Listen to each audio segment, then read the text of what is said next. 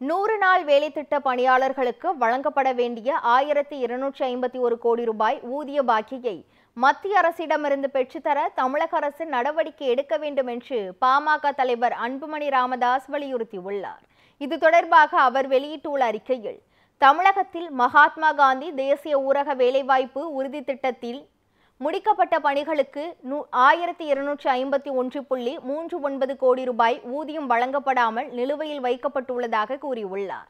ஏழை மக்களுக்கு வாழ்வாதாரம் வழங்குவதற்கான இந்த திட்டத்தில் வழக்கத்தை விட மிக குறைந்த நாட்களே வேலை வழங்கிவிட்டு அதற்கான ஊதியத்தை உடனடியாக வழங்காமல் திமுக அரசு காலம் தாழ்த்துவது கண்டிக்கத்தக்கது என்றும் அன்புமணி ராமதாஸ் கூறியுள்ளார்.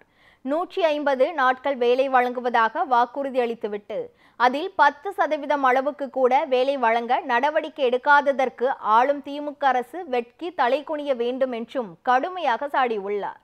திமுக ஆட்சியில் செய்யப்பட்ட பணிகளுக்கான ஊதியத்தை பெற்றுத்தர வேண்டியது அரசின் கடமை என்று கூறியுள்ள அன்புமணி ராமதாஸ், அதன்படி 100 நாள் வேலை திட்ட பணியாளர்களுக்கு வழங்கப்பட வேண்டிய 1251 கோடி ரூபாய் ஊதிய நிலுவையை மத்திய அரசிடமிருந்து பெற்றுத்தர திமுக அரசு நடவடிக்கை எடுக்க வேண்டும் என்றும் வலியுறுத்தியுள்ளார்.